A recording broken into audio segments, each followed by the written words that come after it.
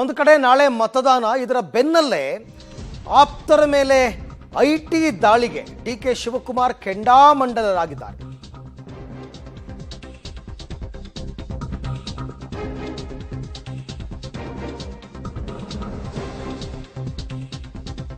IT ಬಳಕೆ ಮಾಡಿಕೊಂಡು ಕಾಂಗ್ರೆಸ್ ಮೇಲೆ ದಾಳಿ ನಡೀತಾ ಇದೆ.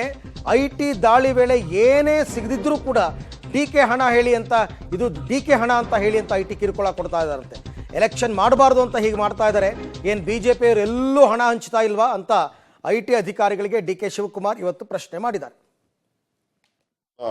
ಇನ್ಕಮ್ ಟ್ಯಾಕ್ಸ್ ಅವ್ರು ತಿಳಿಸ್ಕೊಂಡು ಎಲ್ಲ ಬರೀ ಕಾಂಗ್ರೆಸ್ ಪಾರ್ಟಿಯವರು ಯಾರ ಹತ್ರನೂ ಕಾಸು ಸಿಕ್ಕಿಲ್ಲ, ಎಲ್ಲರಿಗೂ ಹೋಗಿ ಎದುರಿಸ್ತಾ ಇದ್ದಾರೆ ಇನ್ಕಮ್ ಟ್ಯಾಕ್ಸ್ ಅವರು. ನೀವು ಹೇಳು ಇದು ಶಿವಕುಮಾರ್ ದುಡ್ಡು ಅಂತೇಳು, ಕಾಂಗ್ರೆಸ್ ಅವ್ರ ದುಡ್ಡು ಅಂತೇಳು ಅಂತೇಳಿ ಹಿಡ್ಕೊಂಡು ಹೋಗೊಂದು 10 ನಿಮಿಷ 1 ಗಂಟೆ ಶೋಧನೆ ಮಾಡಬೇಕು, ಬರಬೇಕು. ದಿನ ಎಲ್ಲ ಕುಂಡಿಸ್ಕೊಂಡು ಎಲೆಕ್ಷನ್ನೇ ಮಾಡೋಕ್ಕಿಲ್ದಂಗೆ ಪ್ರಯೋಗ ಮಾಡ್ತಾಯಿದ್ದಾರೆ. ಇದು ನಾನು ಇನ್ಕಮ್ ಟ್ಯಾಕ್ಸ್ ಅವ್ರ ಹತ್ರ ಇಂಥ ರಾಜಕಾರಣ ನಾನು ಮಾಡಿಲ್ಲ. ಹೋಗಲಿ, ಹುಡುಕ್ಲಿ. ಏನು ಒಬ್ಬರು ಏನಾದ್ರು ಬಿ ಜೆ ಪಿ ಜೊತೆ ಹೋಗಿದ್ದೀರಾ?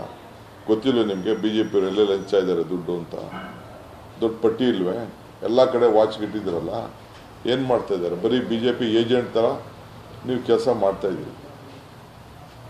ನಿನ್ನೆ 3-4 ಕಡೆ ನಮ್ಮವರ ಕಾಂಗ್ರೆಸ್ ನಮ್ಮ ಲೀಡರ್ಗಳ ಮೇಲೆ ಬರೀ ನಮ್ಮ ಗ್ರಾಮಾಂತರ ಕ್ಷೇತ್ರಕ್ಕೇ ನೀವು ತೊಂದರೆನ ನೀವು ಕೊಡ್ತಾ ಇದ್ದೀರಿ.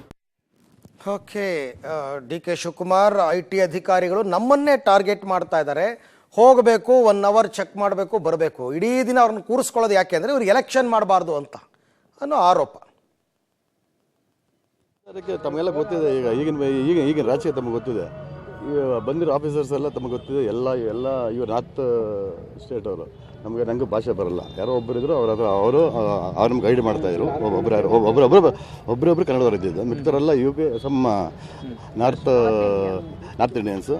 ಆಮೇಲೆ ಬಂದು ಎಂಟು ಆಗ್ತದಂಗೆ ಒಂಥರ ಸ್ವಲ್ಪ ಅರಸಂತನೂ ಹೇಳ್ಬೋದು, ಅಥವಾ ಒಂಥರ ಮಾತಾಡಿದ ರೀತಿ ನನಗೆ ಸರಿಯೋಗಲಿಲ್ಲ.